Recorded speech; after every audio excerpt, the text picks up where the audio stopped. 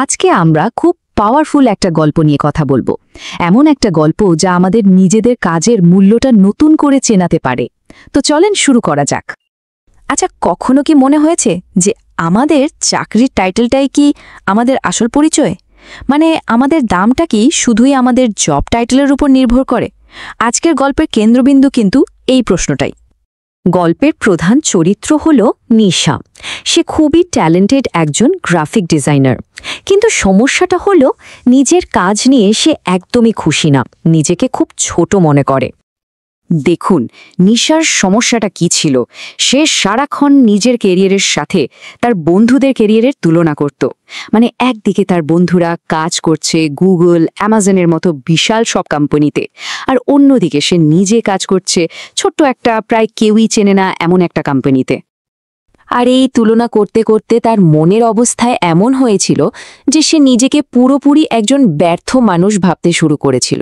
তার মাথায় একটাই কথা ঘুরত, আমি জীবনে ব্যর্থ। তো এই মন খারাপের মধ্যেই নিশা ঠিক করল যে একটা ব্রেক নেবে। সে চলে গেল একটা উপকূলীয় শহরে ঘুরতে, আর সেখানেই একদম অপ্রত্যাশিতভাবে তার দেখা হলো এক পুরনো বাতিঘর আর তার রক্ষকের সাথে। কথাবার্তার এক পর্যায়ে নিশা ওই বৃদ্ধ লোকটিকে জিজ্ঞেস করল যে সে কি কাজ করে। লোকটার উত্তরটা ছিল খুবই সাধারণ কিন্তু অনেক গভীর। সে বলল, আমি আলো জ্বালিয়ে রাখি। এই উত্তরটা শুনে নিশা তো অবাক। তার মনে হলো এই সামান্য কাজ, এই একঘেয়ে জীবন, এটা নিয়ে কেউ কিভাবে সন্তুষ্ট থাকতে পারে। তাই সে কিছুটা তাচ্ছিল্যের সুরে জিজ্ঞেস করে বসল, বড় শহরের এত এত গুরুত্বপূর্ণ কাজের ভিড়ে আপনার এই কাজটাকে কি খুব ছোট মনে হয় না? কিন্তু মজার ব্যাপার হলো, নিশার এই প্রশ্নে বৃদ্ধ লোকটি একটু রাগ করল না বা অপমানিতও হল না, বরং খুব শান্তভাবে সে তার কাজের আসল গুরুত্বটা নিশাকে বোঝাতে শুরু করল। লোকটা তখন আঙুল দিয়ে দূরে একটা বিশাল ক্রুজ জাহাজ দেখালো। নিশাকে বলল, জানো ওই জাহাজটাতে কতজন মানুষ আছে? প্রায় ৩,০০০। এরপর সে যা বলল তা নিশার চিন্তাভাবনা নাড়িয়ে দেওয়ার জন্য যথেষ্ট ছিল। সে বলল, এই যে ছোট্ট একটা আলো দেখছ, এটার উপর ওই ৩,০০০ মানুষের জীবন নির্ভর করে। মানে তার জ্বালানো এই আলোটাই জাহাজটাকে ভয়ঙ্কর সব পাথর থেকে বাঁচিয়ে রাখে। এই আলোটা না থাকলে যে কোনো মুহূর্তে একটা বিশাল দুর্ঘটনা ঘটে যেতে পারত। এরপর লোকটা খুব গভীর একটা কথা বলল। সে বোঝাল, হ্যাঁ, বড় বড় বন্দরে হয়তো এর চেয়েও বড় আর ঝকঝকে বাতিঘর আছে, কিন্তু আমি যদি শুধু ওই বড় বাতিঘর হতে পারলাম না বলে দুঃখ করে বসে থাকি, তাহলে এখানকার এই আলোটা কে জ্বালিয়ে রাখবে? এখানকার জাহাজগুলোকে পথ দেখাবে কে? আর এর পরই এলো সেই আসল কথাটা।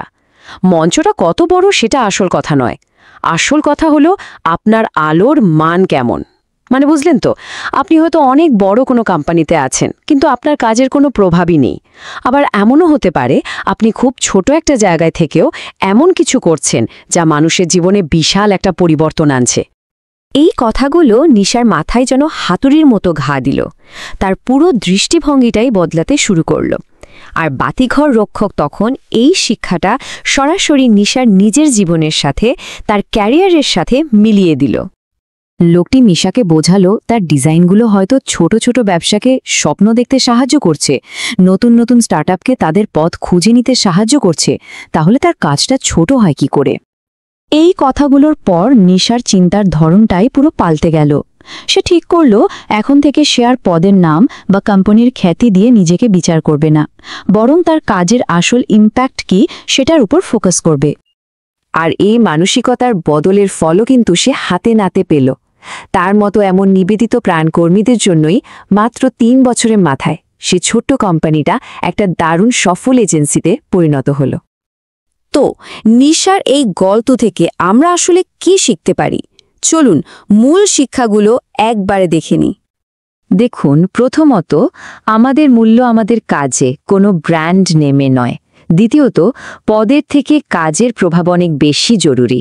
তৃতীয়ত, আমরা যেখানেই আছি সেখানেই নিজের সেরাটা দেওয়া উচিত।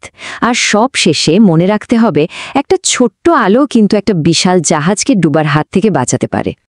ব্যাপারটা অনেকটা এরকম, একটা বড় বন্দরের ভাঙা বাতিঘরের থেকে যে কিনা কোনো কাজে আসছে না, তার চেয়ে কিন্তু সমুদ্রে জাহাজ বাঁচানো একটা ছোট্ট বাতিঘরের গুরুত্ব অনেক অনেক বেশি। শেষ করার আগে সবার জন্য একটা প্রশ্ন রেখে যাই। একটু ভেবে দেখুন তো, আপনার কাজের সেই আলোটা ঠিক কোনটি, যা অন্যদের জীবনে প্রয়োজন আর তাদের পথ দেখায়?